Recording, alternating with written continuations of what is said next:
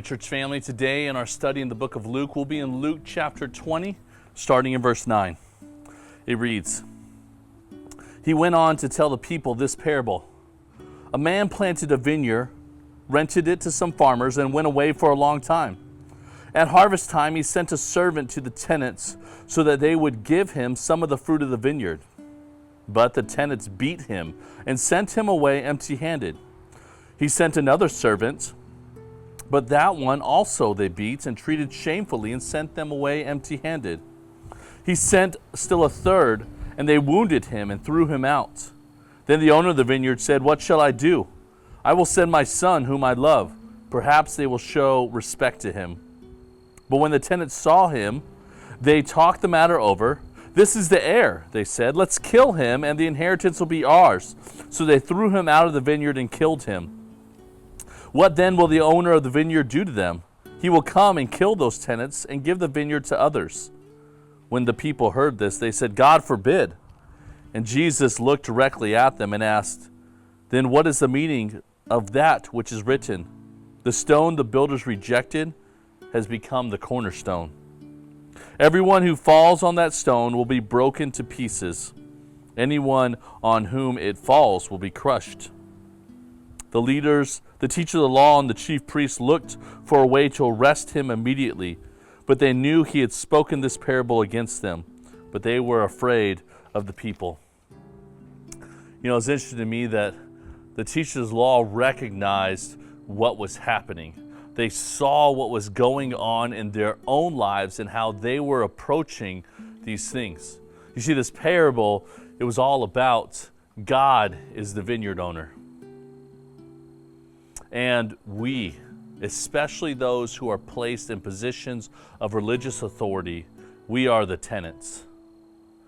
And sure enough, as God sends prophets and messengers all through the Old Testament, what occurred was that those who were responsible for upkeeping the law oftentimes brought shame amongst the prophets. You know, I think about Jeremiah, who was told by God that, hey, you'll be given a word to say and no one will listen to you. Or Isaiah, who wandered around naked for 3 years just to try and grab people's attention because what they were doing was wicked and against the Lord. You know, it makes me think about how often and how quick we are to justify our actions and what we do in accordance with just believing that it's fine, even when we know, or maybe especially when we know that it's wrong. It amazes me that we so often are able to justify this to ourselves, just as the tenants did. And in fact, they even take it a step further, and they believe it might be for their gain if they were to harm those that were sent by the one who was in authority. And I think about us today, that we live in this perfect, beautiful world, and yet we forget about the one who made it. We forget about the one who truly has authority over it, the one who fashioned all, spoke it all into creation. And then we get upset with God and we begin to whine when judgment falls.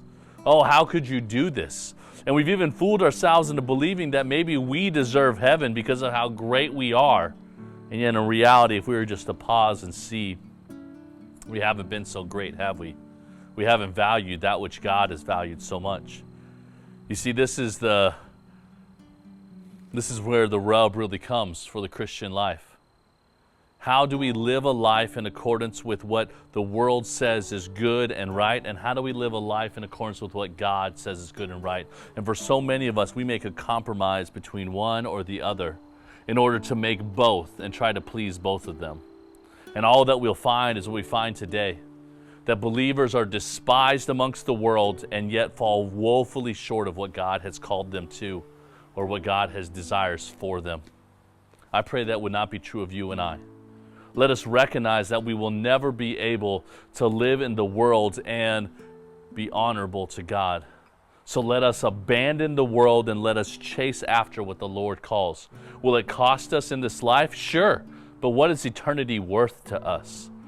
Will it mean that it might become difficult, or we might have to do things how we have not done? Sure. But in the end, what is the reward? Whose desire, whose pleasure is it that we are seeking to earn? For some of us, it may even be like, hey, we've done this so long this way, how now can we turn? Well, That's a real question that we have to answer. How now can we turn? Well, maybe we just start today, just as Jesus said and told us to. Repent, for the kingdom of heaven is at hand. Repent and turn today. Turn towards the Lord and give him all of yourself. He cares so much more about you than that you don't sin.